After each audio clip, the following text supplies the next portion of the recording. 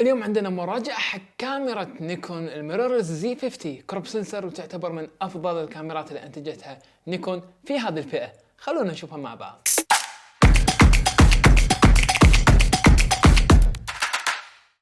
كاميرا جمعت بين الحجم والوزن الخفيف، السعر المناسب، كذلك المميزات الممتازة. كاميرا 21 ميجا بكسل، APS سنسر اللي هو الكروب سنسر، الايزو فيها من 100 ل 51. التلتنج سكرين اللي فيها موجودة نفس حجم السكرين موجودة في زي 6 وزي 7.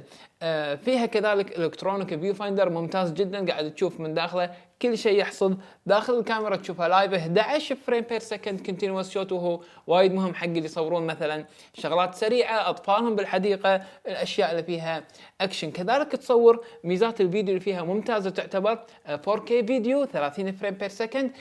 فيها ان كاميرا تايم لابس، فيها تايم شوت انترفال انك تصور صور ورا بعض في وقت معين، سلو موشن، وفيها بلت ان واي فاي وبلوتوث. وزن الكاميرا جدا خفيف، يعتبر نصف وزن الزي 6 والزي 7 تقريبا، فوزنها وايد خفيف، حجمها وايد صغير، وويذر سيل. طبعا اغلب الويذر سيل ما يكون فيهم فلاش، بوب اب فلاش، بس مع هذا ان الكاميرا البودي مالها ممتاز وويذر سيل. الشاشه الخلفيه تاتش سكرين، فيها فيس ديتكشن وفيها اي ديتكشن بالتصوير الفوتو، كذلك فيها 209 نقاط فوكس بوينت تقريبا. اغلب الشاشه السكرين مالتها كبيره، ممكن تتحرك، وراح نتكلم عن الفليب سكرين. الان بالتحديث الاخير صارت تدعم اليو اتش اس 2 ميموري كارد، وهذا الكروت، هذه الكروت وايد سريعه، فميزه قويه انضافت لها. طبعا فيها 1 سلوت كارد، وتقدر تتحكم فيها بالكامل عن طريق الاجهزه الذكيه. مثل ما احنا شايفين حجم الكاميرا وايد صغير، خفيفه، المسكه مالتها ممتازه، انكم متميزين بالجريب. شوفوا هذا حجم الكاميرا تقريبا. السنسر اللي فيها كروب 1.5. اطلقت نيكون معاها عدستين. الحلو بالموضوع ان العدستين هذيلا مغطين رينج جيد، اللي هو من 16 ل 50 ومن 50 الى 250. العدستين هذه العدسه شكلها وايد صغير، ولكن ادائها صراحه ممتاز. راح اراويكم بعض الصور. العدستين في ار فيهم فايبريشن ريدكشن، اللي هو مثبت الاهتزاز او مانع الاهتزاز. نيكون ماشيه في خط ممتاز جدا، ان هي حافظت على نفس الماونت اللي هو الكبير، تقريبا يعتبر هذا اكبر ماونت في الميرورلس، كاميرات الميرورلس اللي هو 55 ملم، حافظت عليه كذلك في هذه الكاميرا، وهذه خطوه ممتازه. بعض البراندات صغرت الماونت حسب الكاميرا اللي عنده. هذه ابرز مميزات هذه الكاميرا الممتازه بالسعر والحجم والوزن. طيب شنو الوش ليست اللي كنت اتمنى يكون موجود فيها، او الملاحظات اللي حطوها عليها؟ التلتنج سكرين. التلتنج سكرين ممتازه جدا، تاتش وكل شيء، بس انها تنزل اذا حق الفلوج بهالطريقه، فالبعض ما حبه بالطريقه هذه. انا كنت اتمنى لو تكون هي على جنب مثلا. طبعا حلوها بان حطوا مثل الستاند هنا، او راح نشوفها الحين مع بعض، بحيث انه يحل هالمشكله هذه. الشغله الثانيه، ان كاميرا بي ار. الكاميرا كثر ما تبي تحافظ على سعرها انه ما يكون سعرها وايد عالي، فمو كل شيء ينضاف فيها. لحسن الحظ ان العدستين اللي ينضافوا فيهم في ار، فمن داخل الكاميرا بدي ما في اللي هو الفي ار، ولكنه موجود في العدسات. كذلك فيها مايك، مكان حق المايك، ولكن ما فيها الهيد جاك اللي هو انك تسمع في. بالاضافه الى ان عمر البطاريه يعتبر، يعني يمكن البعض يقول انه ما هو طويل، ولكن الحلو بالموضوع انك انت بالابديت الاخير تقدر الحين توصل مايكرو يو اس بي وتشحن الكاميرا باي باور بانك. من الاشياء المميزه في هذه الكاميرا سعرها تقريبا 856، يدخل في منافسه كبيره على مثيلاتها من باقي البراندات. هذا بس البادين. زين كم بالدينار يا استاذ ماجد؟ 262. كم بالريال استاذ ماجد؟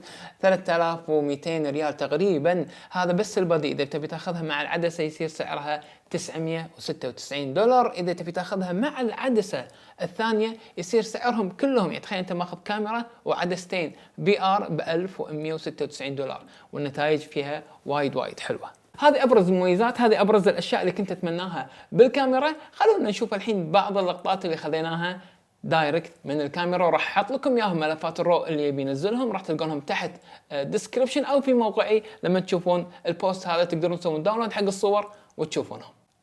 هذه بعض الصور اللي صورتها حق بنتي دلال، وكنت قاعده تستخدم اللي هو الكونتينوس شوت. لاحظوا اني استانست اني خذيت هاللقطه هذه، وهي للحين الفوكس ماسك على العين، مع ان الاتفاقيه نفسها او البابلز نفسها سكرت على الوجه.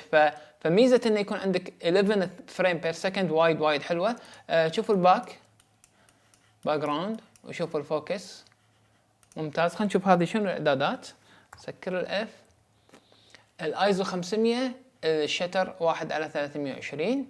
هذه بعض الصور اللي راح انزل لكم اياها ان شاء الله وتشوفونها بالهاي ريزولوشن.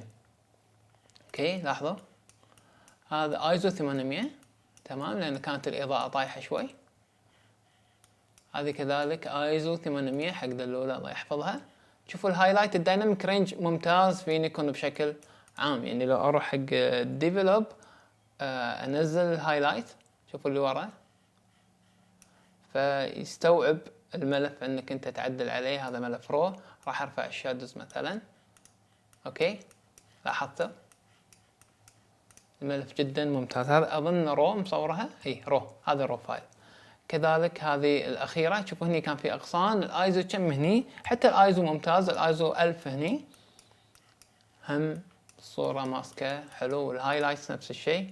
كذلك ميزه السلو موشن اللي فيها هم جميله، تقدرون تصورون فيها بعض الاشياء حق اولادكم، حق لما تسافرون مكان معين. تقدرون تاخذون زوايا، بفضل التلت سكرين تاخذون زاويه من فوق مثلا، تاخذون زاويه من تحت.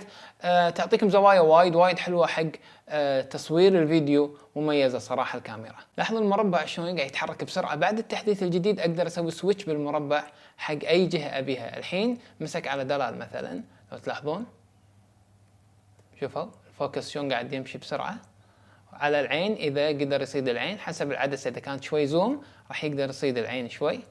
اوكي لاحظوا الحين شوف المربع شلون قاعد انقله يمين شمال بالكاميرا، وانا قاعد اصور اقول له يمين شمال. اذا قربت شوي خذيت زوم شوي راح يصيد العين. كذلك اقدر اقول له مثلا يمين العين، بعدين شمال. اقدر احرك على اي عين ابي وانا قاعد اصور بالكاميرا. كذلك شوفوا شلون الفوكس شلون ماسك مع دلال وهي تنقز. هني تقدر تثبت المربع على الموضوع والموضوع يتحرك، والكاميرا على طول شوفوا شلون ثابت معاها مع الاكشن. وايد صراحه حبيت سرعه الفوكس وشلون ماسك مع الموضوع. شوفوا هني شلون قاعد اصور بالكاميرا والفوكس ماسك على العين. لحظه واقدر انتقل من عين لعين. وهذه الزي 50. التطوير الاخير مال الفوكس جدا مميز. كانت هذه مراجعتنا اليوم حق كاميرا نيكون ميرورلس كروب سنسر اللي هي الزي 50. ابي اسمع رايكم فيها. ايش رايكم بالكاميرا؟ كتبوا لي تحت بالكومنت. كذلك لا تنسون لايك شير سبسكرايب حق الحلقه، ونشوفكم ان شاء الله في مراجعات اخرى. نشوفكم على خير. لا تنسون اللايك والشير والسبسكرايب. عافية عليكم، مع السلامة. باي.